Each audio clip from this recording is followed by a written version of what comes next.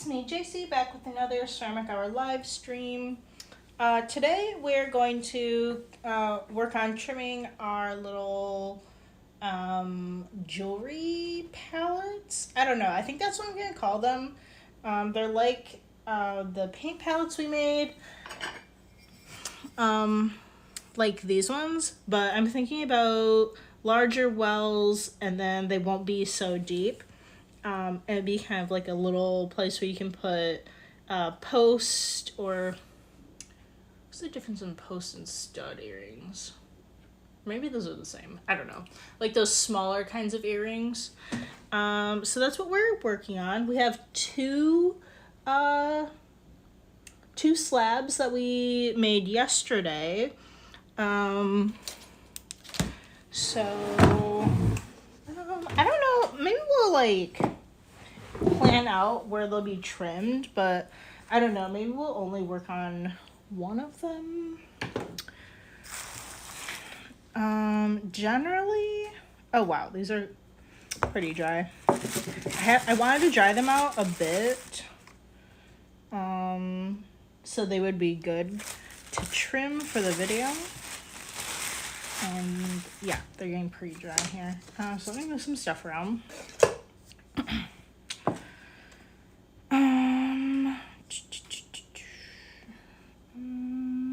All right.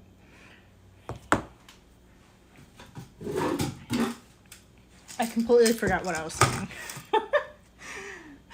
Okay, let me just get my sponge over here and just like get any of the dry clay off of this.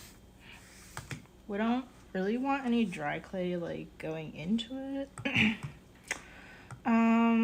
Before we start doing the wells, I want to just carve out a little bit of a foot on the bottom, kind of like this one, how we've carved down into it. Oh, this one's kind of cool. You can see that this clay is actually like a mix, which, oh no, it's not the paint palettes, but one of the things I just threw is like a mix of my two clays.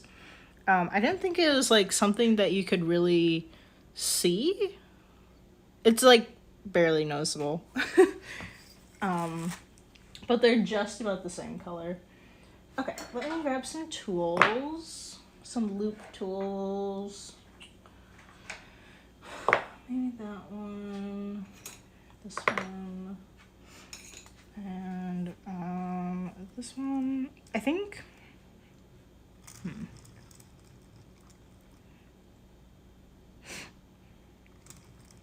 Okay, let's just make kind of a rough area of like where the foot is gonna be. I'm going to trim the edge just a tiny bit. So I'm gonna try to keep it around like a centimeter, maybe a tiny bit more away from the edge. And then we can just make it, we can trim more of it off later. So let me just get this started. Sometimes I get distracted and I forget what I'm doing and I carve out like way too much. So I'm just trying to like make sure that I kind of have like a good boundary set up. Just so you know, in case you're wondering what this is a knitting needle. Not a pottery tool. Most things I have are pottery tools. This just has like a very rounded tip to it, and they're pretty nice for doing pottery things. It's not a long knitting needle because it goes on a wire, and then it just kind of like I don't know. I think you knit round things with it. Like the two needles are combined. They're like attached to like both sides of the wire. So it can give you more room to knit on. Whereas otherwise you're pretty limited in like how large the needle is, like how long it is. But I think there's like, I don't know. I don't actually know that much about knitting. I think it's for knitting round things, like socks maybe? I don't really know. But I have this kit and it has a bunch of different gauges. So they're really great for just drawing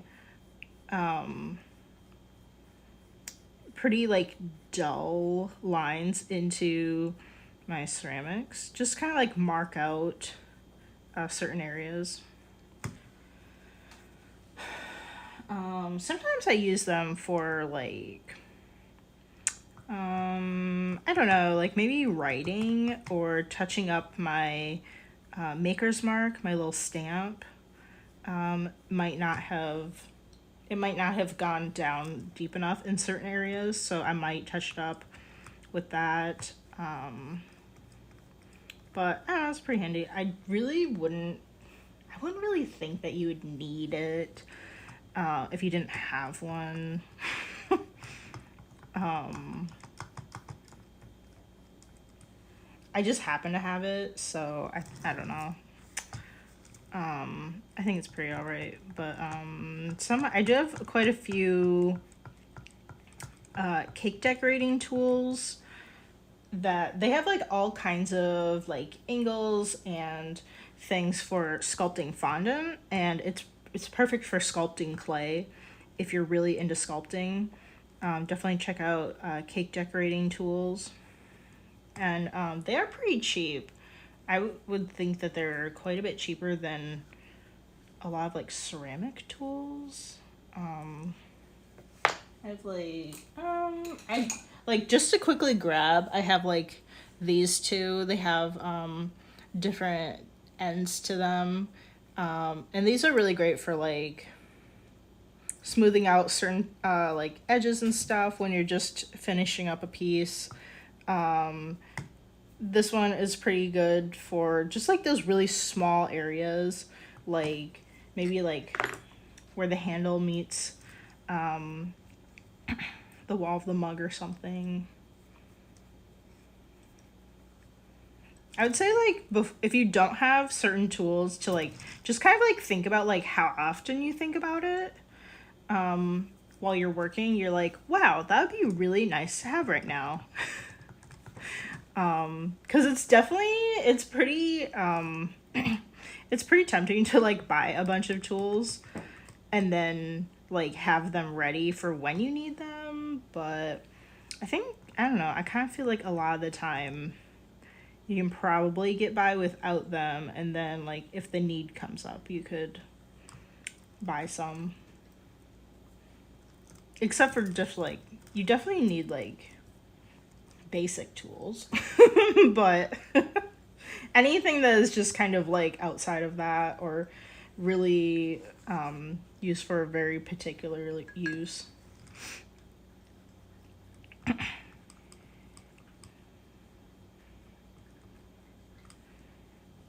Okay.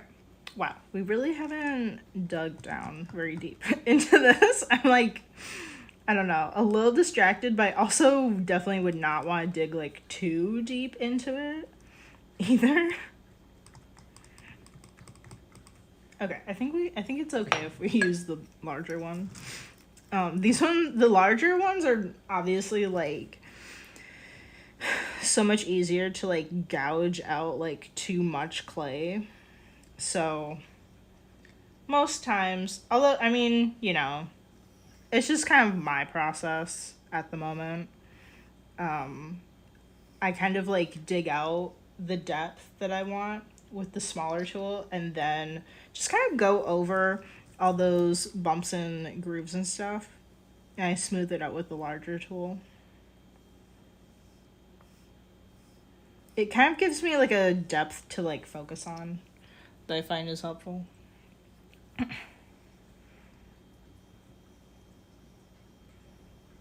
Okay. I think we could do a bit deeper. I don't think it really matters all that much. If you saw the other palette, And I see we got 2 Veers on here. If you saw on the other palette, this one, we have a little, I don't really know what to call it. I don't know if there's a name for this. I don't think we need one. You usually put something near the middle that is the same height as the foot for plates. When they get to a certain size, they'll warp in the kiln and kind of like fall down. So I don't know. I think these pieces are small enough. They probably won't warp that much. I think I was maybe being a little bit too cautious there. So we're not going to put one on here. You might even see that with your own dinnerware if you take out, I don't know what, I think a normal size dinner plate is like, I want to say it's like 9 or 10 inches. And then like, I even have like plates that are larger than that though. But the ones that are like 9, 10 inches, those ones, I think they have that little thing in there that holds it up.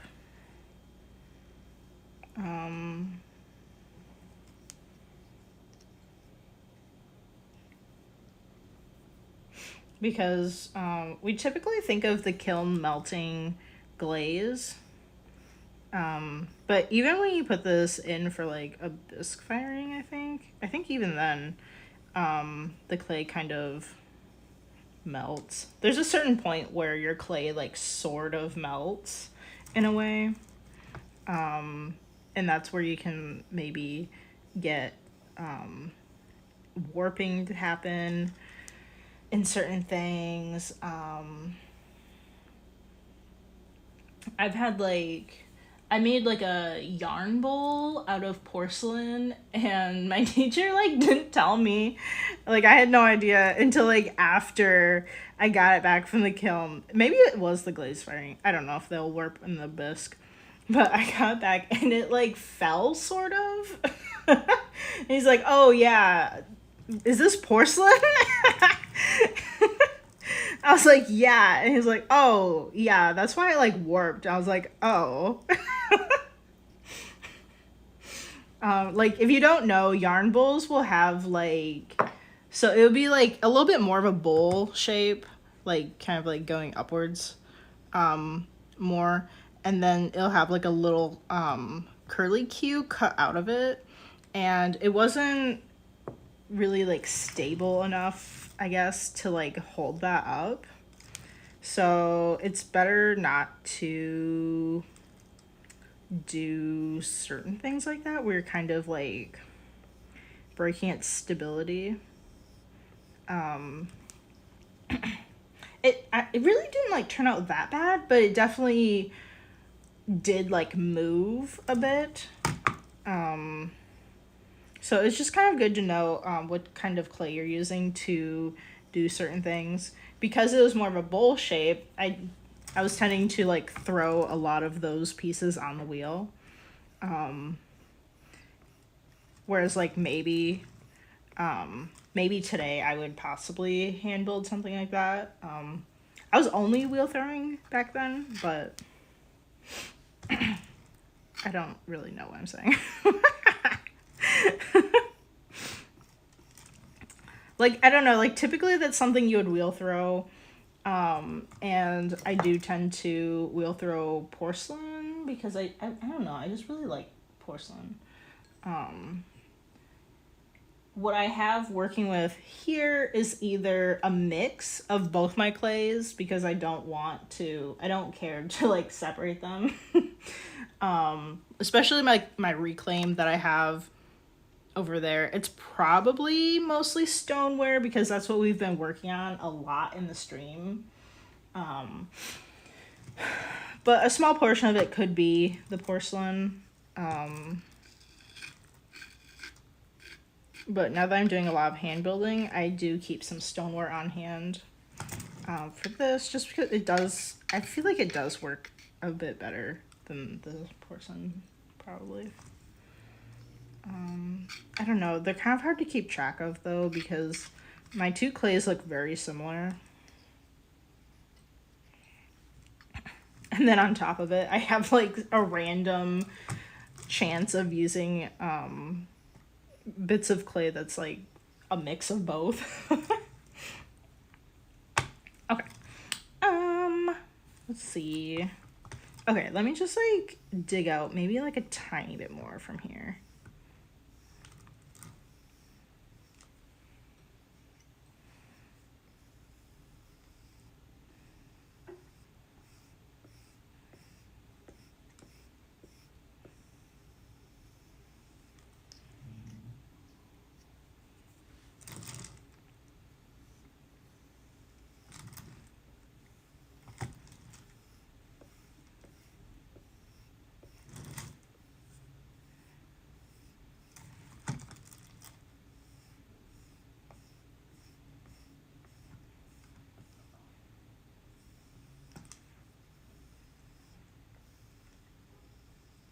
I think I'll have to, I don't know, maybe just kind of like think about some, I want to get some like good ideas, maybe like for next week or something, of some other fun things we could do for the stream. I know we've basically done the same thing with like the paint palette. There's really not a whole lot that's different here.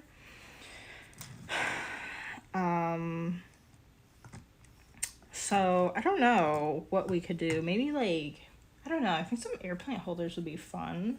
I'm so excited. The other day, somebody just bought one of our.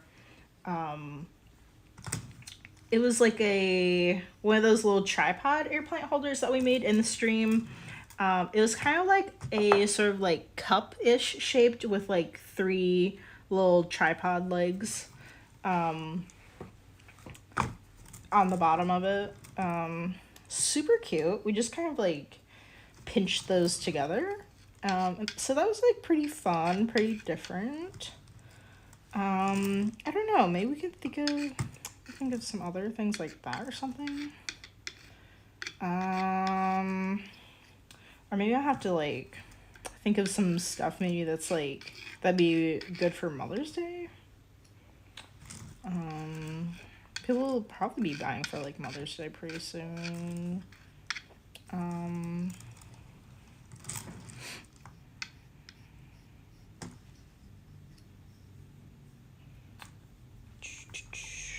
Since we have so many issues with that picture that I've been trying to make for my mom, like we did 2. The one we completely scrapped, and then the second one had some issues, but I was like, I don't know. Maybe we could save it. We couldn't really save it.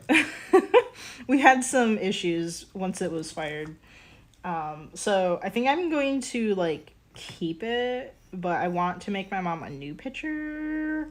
But we had a bunch of issues with it. Like I don't know. I think we might have coiled. I don't think. Did we coil build it? I think we might have coil built both. And both had like quite a few issues. So I'm gonna throw it on the wheel. Because we're struggling with the coil building and basically anything that's like 3D slab building. We're struggling a little bit over here. I don't know, I kind of want this to be maybe a little bit more curvy.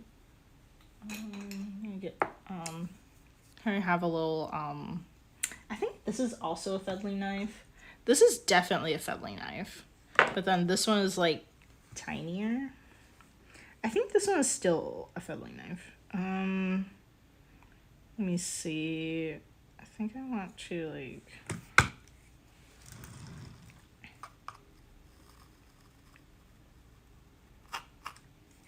I don't want to cut like too much off.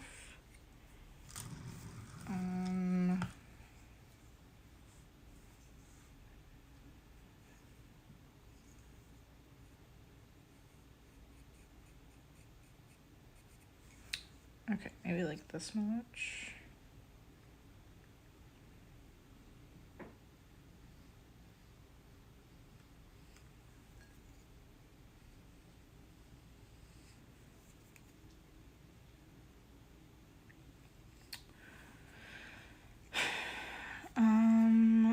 Anyway, so I don't think we're gonna redo my mom's vase on the stream really, because we've been struggling with that. Unless we just, like, I threw it and then we had it to trim or something. Sometimes we'll just do some trimming on the stream just because I like don't want to make something new when I have like so many projects that are just like sitting in progress kind of.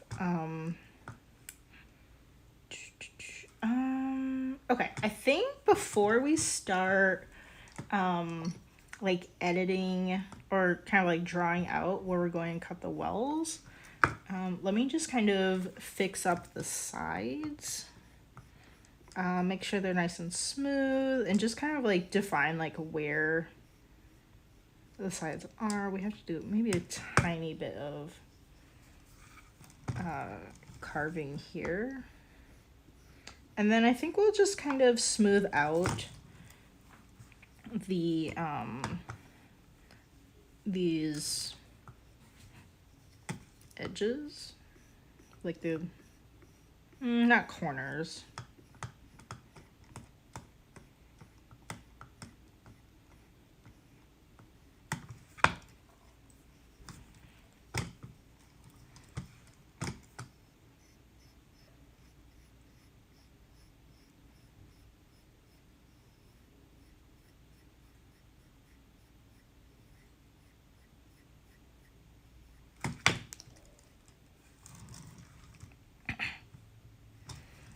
And I kind of make sure that they're not at an angle. Either they're like fairly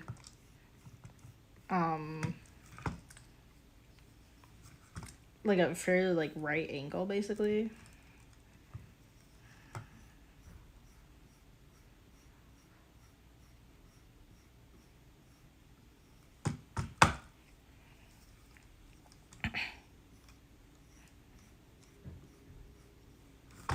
Oh, the sun is coming out and it's so nice. I don't know. I just got like I just kind of like got hit by like it almost feels like spring. I don't know. Maybe it's like winter, false spring or whatever. Although spring's like officially, when is that? Like at the end of this month, or maybe it's like next month. I don't know. I feel like I should probably know when spring happens, but I don't. I love summer, so basically the fact that like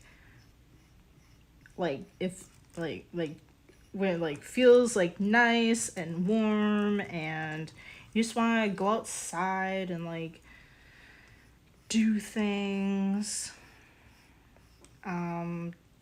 Definitely maybe probably a little bit less productive because there's so many things I could be doing for my business, but I also need to like get out and have a life.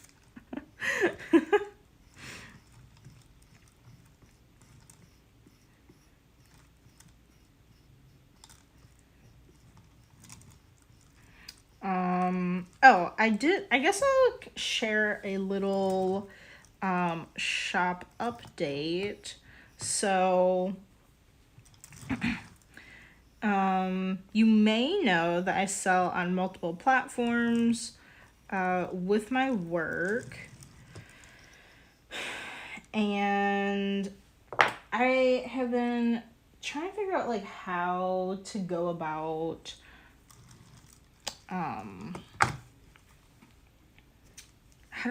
like the fact that I was making all kinds of different things. Like my shop is still kind of like selling them on sale, like cat toys, I have like greeting cards, stickers, possibly bath bombs. I don't know if those are sold out or not. But like all kinds, like I've been selling like all kinds of stuff, all kinds of things. And about like last fall, I decided that maybe it would be better for my business if I just focused on ceramics. That's what everybody says. Like, you need a niche, you need a focus. And like, I don't know, all of these things, like everybody says it. So I'm like, okay, business hasn't been doing like super well. So I don't know, like maybe I should be doing that. So I've been trying to figure out like what to do with the stuff that is not like ceramic. And I think what I'm going to do is, so currently you will see like the variety on my Etsy page. Is this different heights? I think this side is thicker than the other side. It shouldn't be, but I'm pretty sure it is. Okay. I'm going to try and trim it, but I don't really know how well this is going to go. Okay, anyway. So currently, other than some of the items that have not been renewed, like they expired, the listing expired on Etsy, I haven't renewed them because I'm like, I don't know what to do. And I'm thinking once they expire, I'm not going to renew them on my Etsy for the month or two, maybe just 1 month. That I'm going to keep my personal like website up and running. That's my like real website. It's not connected to like Etsy or anything. I'm gonna have that up for another like month or so. It's gonna have like everything. And then third shop that we have is Maker Place by Michaels. It's basically a competitor to Etsy. There are definitely a few things that are different about it. Like they offer, like, you can teach classes on there in addition to selling physical pieces. And then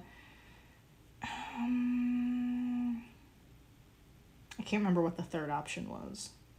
There's a third like different thing, like way of making money. I kind of forgot what it was. I don't think it was just about like digital work, like selling digital work. I can't remember. Okay, I'm sorry. I can't remember what it was. But there's like a third way of making money on there, which is like something that Etsy doesn't offer. So it's like a little bit different. Basically the same concept for selling like physical goods. So you have like Maker Place, and then you also have like all of these like different artists and people that craft things. And when you put in like handmade mug, all these listings show up by all these different people. And then when you click on it, it goes to the listing, and you can go visit their page, see all these other things. So Maker Place is they're actually free at the moment to list pieces on there, whereas Etsy, to list pieces, you have to pay 20 cents per listing.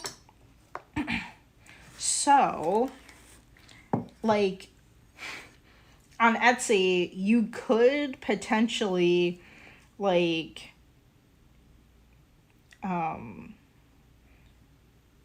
like pay whatever some amount of money, and then you could like potentially never sell any of it for that course that they're listed for that amount of time. But on Make Your Place, you can put all the listings that you want up, and they won't charge you a fee until something sells. So,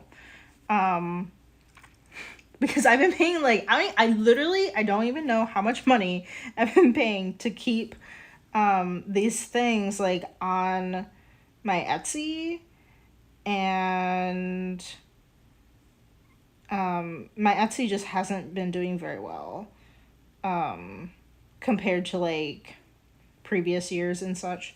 So I've been paying like, I don't even know like how much money to have these listings up, and I'm not making any money off of them. I'm losing money on them. So I'm like, you can't really go wrong with discontinuing the things that are non-ceramics on my Etsy and then uploading them. I'm thinking into actually like a separate shop. I suppose I haven't looked to see if like the name is available that I am thinking of, but I'm thinking of like a separate shop that is similar to mine, but like maybe it has like another like word added onto it, so it's like, okay, maybe you'll know that it is still me and it's not just like I don't know, like it is like connected to my shop, if that makes sense. Like if you did reverse Google search, like it would probably come up on my Instagram, and then like if the name was completely different, you would be like, what the heck? But I think like a name that is like similar enough would probably not confuse people. I mean, it's like maybe a little confusing. But I don't know. A lot of brands will do this. A lot of brands will do like you have Nordstrom, and then you have Nordstrom Rack. Like obviously it's not a completely different company. You know they're tied together. Or I don't know. That was just like the first thing that came to my mind. There's definitely ones that will do different things, and then they will have a different name.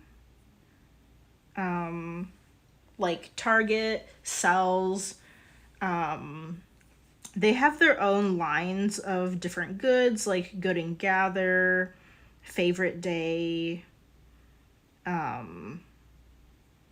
Okay, those are the two I can think of off the top of my head. There's something about like, I can't remember like what the kids section is, like Cat and Jack or something, or I don't know.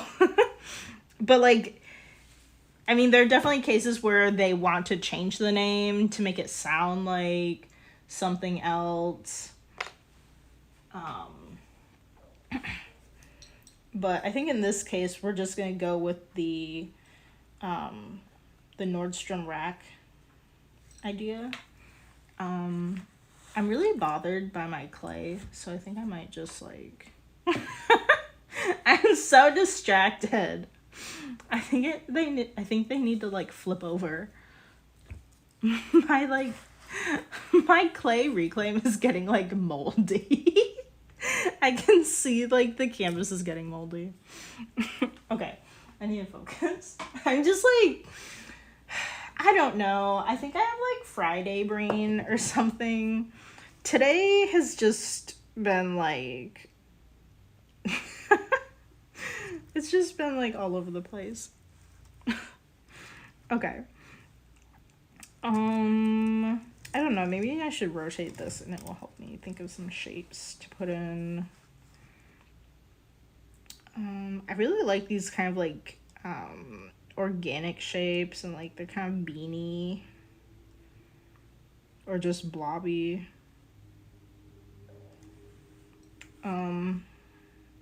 Anyway, I don't know. I'm not sure if I'm going to really do, I don't think I'm going to do any like marketing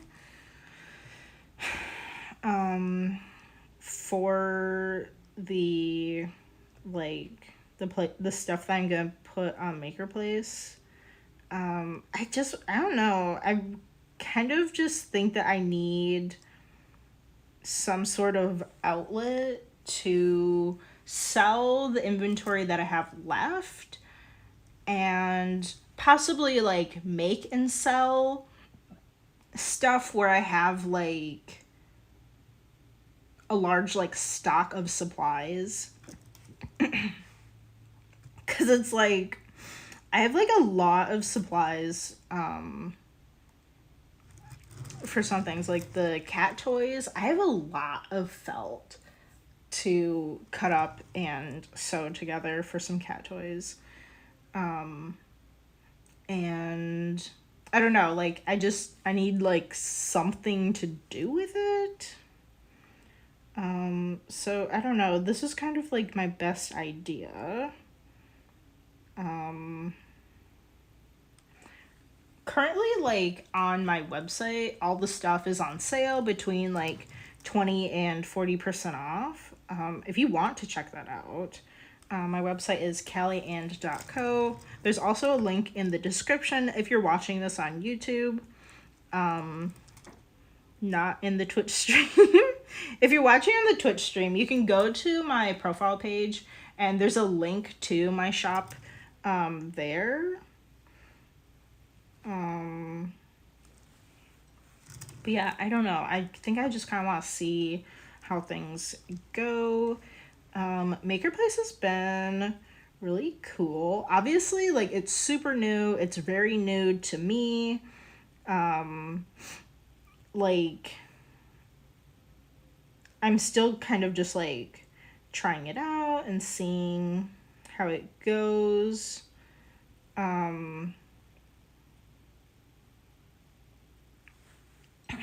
But they've been featuring some of my work in like different things. I don't think I got it, but they were supposedly featuring me in like an email campaign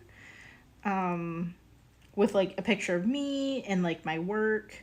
And like, I don't know, it's just like, that's so nice.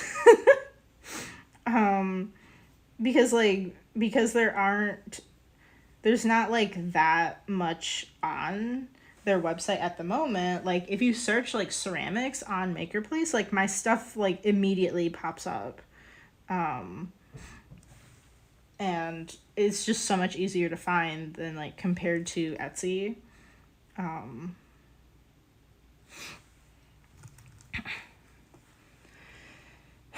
And like, I don't know, at the moment, I feel like I sound like some kind of like, I don't know, like brand sponsor or something. They're not paying me to say anything. I'm just like trying to like let people know about like my experience so far, basically. Just like trying them out. I really haven't done like, I haven't like had a shop on there for very long. The majority of the products that I put on there were pretty recent. But it's just been like so cool to get noticed by like, I don't really know who these people are. I guess like they're editors or something. Like when they're searching around for things to put in like marketing campaigns and such, like to get noticed by them and like reached out to is like so cool. Like I've never gotten that from Etsy. For like the 4-ish years that I've been on Etsy. Maybe like 5-ish. That just because like there's so much competition on there, there's just so much to look at, so many things, and I don't really have anything like I don't think I have like too many things that are like extremely like distinct, maybe, that set me apart. I don't know. Um, I mean, I have been reached out for apparently maybe like one or two things are like an Etsy pick. They told me something was going to be an Etsy pick, and then I tried to look at it and I didn't see that on it. But I saw it on something else. Like it was tagged as that. I guess that's similar. It's not really the same thing. Like it's not being like featured as like a thumbnail or something, or like featured in an email. It's not really the same. I guess it's like pretty close. I mean, it's definitely not like, not really as much effort on their part. I don't know. Okay, I wonder if some of these, I don't know, any of these are too small. I'm trying to figure out what we should do here. I think this would be like, I think the space might be a little bit too small. Okay, I think we might have to edit this one to be smaller. But I'm just like wondering, like, if I put like my other stuff on MakerPlace, like, is it like, I'm wondering if like that stuff would be featured too, and if I would actually get sales for it. So far I've gotten, other than my coworker buying something off of my MakerPlace, I've gotten one order off of there, which is like really exciting because I really haven't had stuff on there for very long, comparably. And it just kind of like shows that people are on there shopping, and looking for things.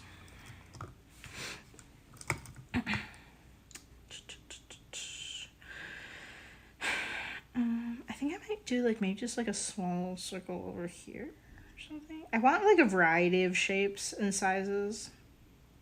I think mostly a variety of sizes.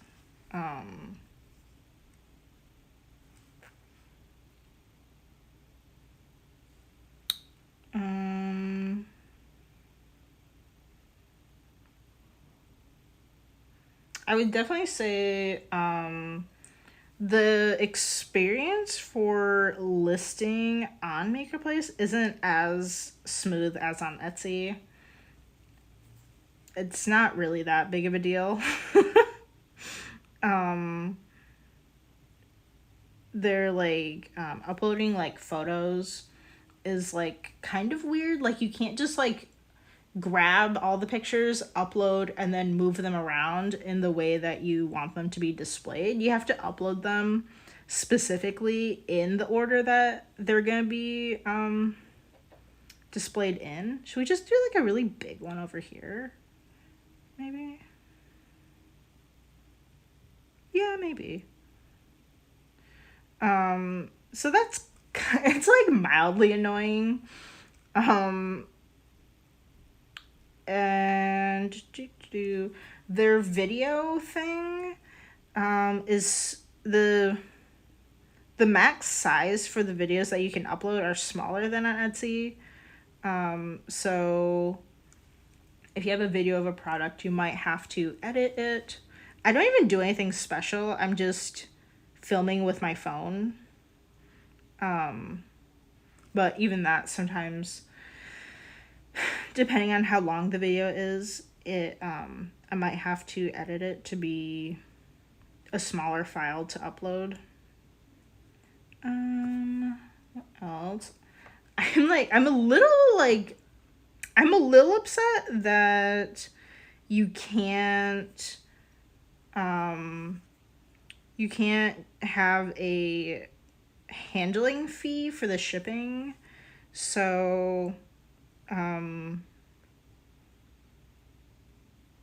to cover the prices of like my packing materials and packages, boxes, all the things. It's really not a lot. Like it's not, I don't do a very high fee at the moment. I do like 150. Um, um, it's not, it's not really, I don't know. It's kind of complicated because Etsy lets me put that into the shipping cost. So you have the handling fee, and then by looking at the weight, the size of the box that's going to be put in, and the location of the customer, it creates a shipping estimate that it charges the customer, because like it's the cheapest way for me to ship things to customers. Like it's cheaper than like having one flat rate fee, which would allow me to just add that 150 in there. But I don't want to do a flat rate. Also, like, how does that even work? If they bought multiple items, I don't I don't really know how that would work. Because then like would it just like charge them like the cost of like both of them? But then it'd be overcharging them. I don't know.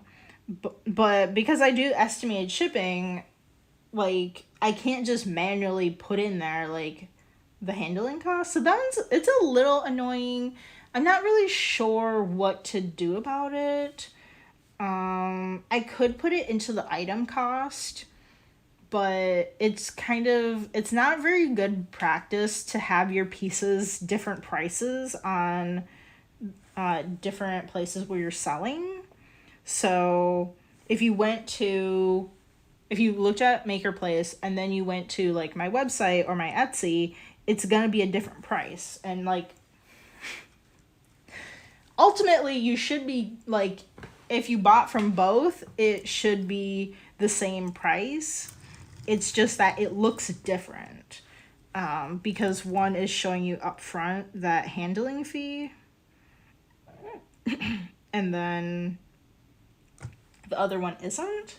So I told them, I was like, can you guys, I was like, is there a way for me to add this? And they're like, no, but we'll like consider it when like updating the website and stuff. Because I'm like, and I explained to them like why I have a handling fee, like how that works across the multiple platforms I sell on. If I was only selling on one platform, it wouldn't be a big deal. I mean, I don't really want to put it in the price of the item just because it's like, I don't know. Some of my smaller items, I wouldn't really want them to be any higher because, I don't know, they already look kind of high. I don't know. Maybe that's just me. I'm so like, I don't know. I'm so like not sure about like how the prices look. I feel like my prices look expensive, but if you're at a local handmade, like a local store that sold handmade stuff, I feel like my prices are not that different than what you would see at a physical location.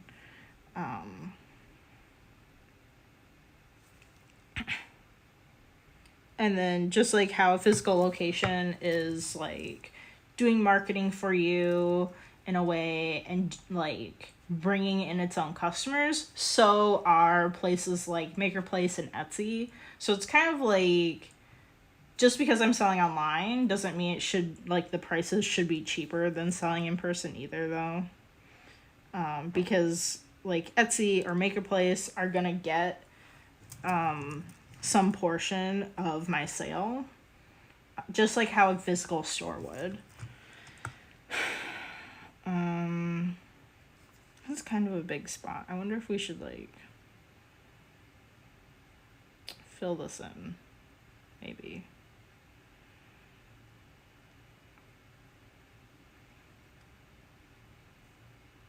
I think it looks pretty good. Oh, we really only have a few more minutes. So I think we could do like a bit of carving on this one. I don't think we need to get the other one out right now, because we're not really gonna do very much.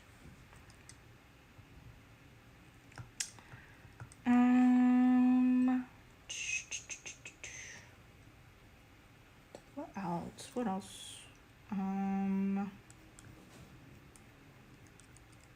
Oh, they don't really have categories on MakerPlace. They do have categories for your things, like to segment things in your shop, but it's not custom as far as I know. Like, what are the categories? The categories are like, so I have a bunch of stuff, like, on my MakerPlace, like, I would like the ability to set different categories. So maybe we would have trinket dishes, air plant holders, plates, bowls, mugs, cups. Like, we would have those different shop categories. But the only kinds of categories that they currently have are like really big categories. So it's like art, patio, furniture, I don't know, something about patio, or like kitchen stuff, or like, I don't know what the heck. They're like extremely broad, and as far as I know, you can't customize them. So, like, obviously, all I sell is, like, would go in the art category. So, like, I can't... You can't, like, filter in my shop by, like, what you're looking for.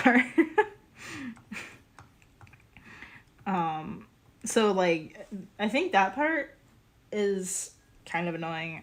I don't know. Hopefully they change that, because, like...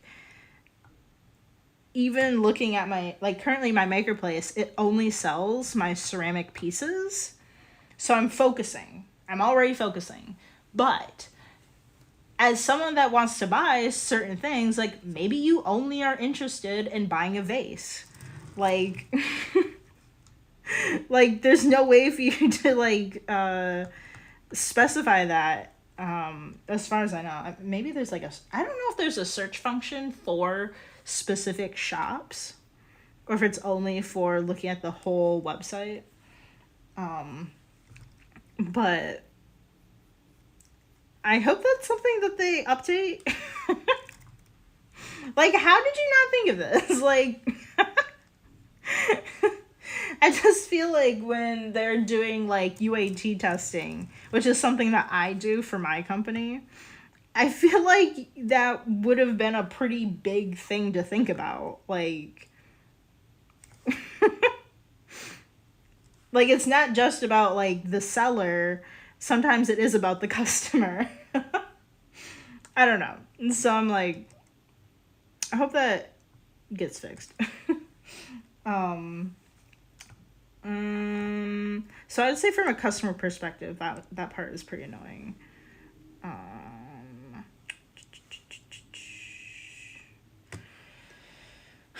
I don't really know what they have for filters, like, just for searching through all of MakerPlace. I don't think I've really delved very far into it. I'm not sure if they have any filters at all.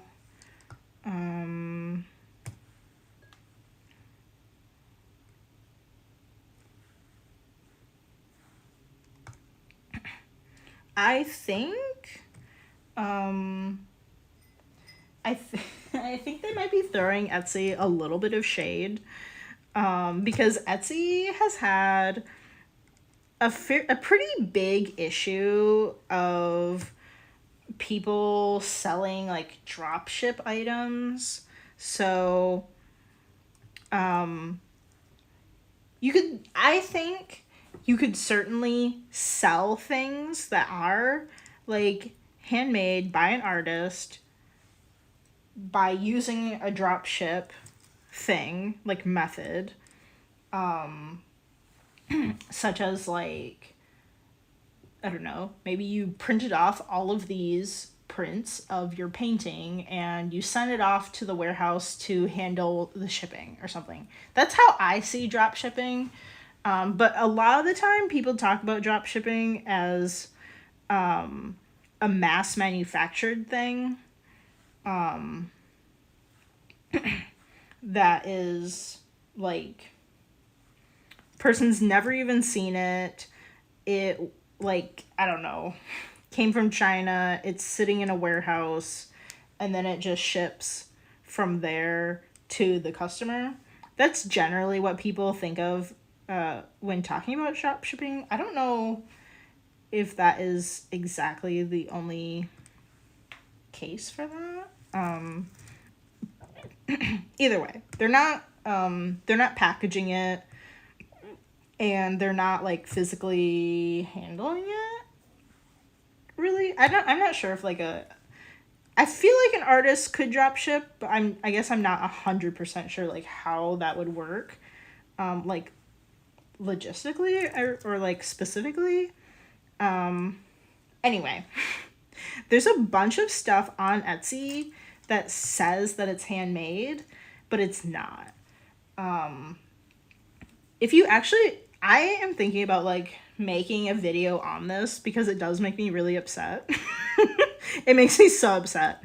But what you can do if you're looking at a listing and you want to know if it was mass manufactured or not is, so you would click, you would right click on the photo, and then there is an option there that says something to the extent of search this image on Google or something. It says something like that. And then that will bring up all of the results of that image being used on Google. So if that item is being sold on Amazon, Alibaba, Shein, Temu, if it's being sold on like another website like that where it's clearly not handmade, it's like made in a factory, it will come up there. And you can actually go to that listing and see it there. So like, if you're ever wondering if something was handmade, that could definitely help you out. There are other things, like, that's probably the quickest way. Like, for me, you can, like, go to my Instagram, which is, it's a next step, you know? You can go to my Instagram, you can see pieces being made, they're in process. Like, I think you could assume that the things that I'm making are handmade. Because you see them in process and stuff, but like, these people, like, it's pretty easy. You just really have to do the reverse image search, which is essentially what's happening when you do that right click option. And like, obviously if it's something being sold on like Temu, like, it's not handmade. They're lying to you. And they're lying to Etsy. And you can actually go down to the bottom of the Etsy page, and there's a button there that says something like report this item, and you can report that it's not handmade. And what I do is, so you select all those options. Like, you could be reporting for a different reason. They want to know like why it's being reported. And then there is an option for the item is not handmade. I'll click that, and then there's a section where they might want you, like, they want you to type in something, some more info, and I'll just say like, this isn't handmade, it's sold on Amazon, and then I'll give them the Amazon link to prove it. So they don't even have to do any extra legwork if an actual person is looking at that report. They can quickly see, they can quickly go to the link, see it's on Amazon, and like take that listing down, or possibly, I don't know like how, I don't know how Etsy works or like does this stuff, but like maybe they would even look into the shop and see that like all of their stuff is being sold on Amazon and like shut the shop down. I'm not really sure how that works. I feel like they would go listing by listing, and then maybe like maybe there's some kind of thing that would like keep track of like how many shops a listing, or like how many listings a shop has that were taken down, and maybe there's some kind of thing that would notify them like, oh wow, this person like has been selling like 10 listings that have been reported for this. Maybe we should take the shop down. I don't know. I have no idea like how their thing works, how their system works, but if you ever run into that, like I would love it if you could support like all the people that are just like me, that have a real handmade business and we are actually physically making things by hand, or designing it. Like you could be designing a sticker design. Maybe you didn't print it yourself, but you did kind of make it. Like people that are actually putting in their artistic abilities and making things and trying to make a livelihood out of it. If you could support us in this way, but like if you find stuff like that, to report it to Etsy, like I think if Etsy got a ton of reports, they have to do something about it. Like they have to implement stuff, because obviously if there aren't that many reports, they're not going to do anything. But if there are a ton on there, they know a ton of customers can see that Etsy is not handmade, and they don't want that impression. Like they don't want that public impression, or for Etsy to turn into some kind of meme where their entire business has been seen, it's seen by the public differently. They want people to see it as handmade goods that people are making themselves. But if the public view of that completely turns on its head, they're in big trouble, because that is their livelihood. Like, if that makes sense. I know it's a bit extra to ask for, but like, I hope that like anybody that watches my videos and is hearing this, to know that, you know, the effort that you put into this and like reporting things like that to Etsy, hopefully it will like add up and make a difference.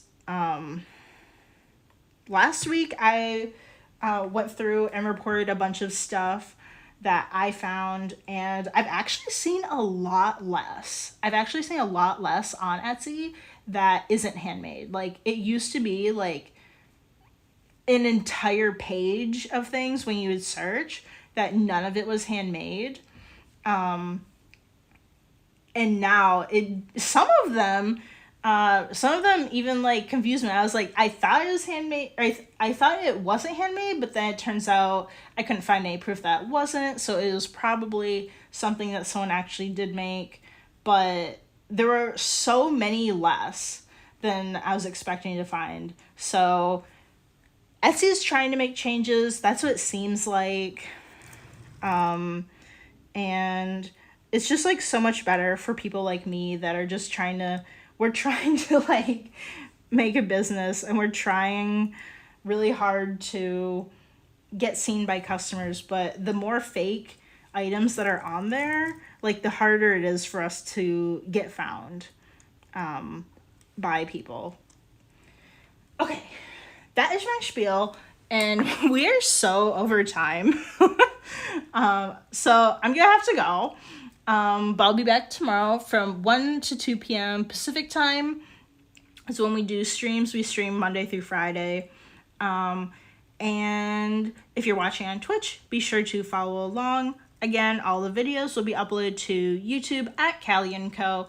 There you can see all of my other stream videos in its own playlist. There's over 100, so there's a lot to watch. And be sure to subscribe to the YouTube so you know when I upload new videos.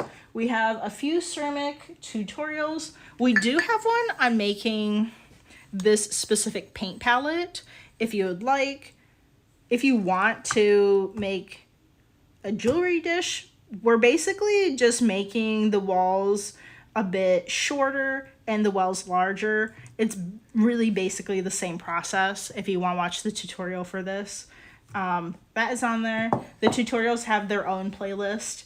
I'm planning on making more videos for the YouTube that are not the live stream, but I just need more time to do that. And then the YouTube also has other topics, like just covering like small handmade business things, and then just like general things for artists, like maybe something that any artist could learn from or whatever.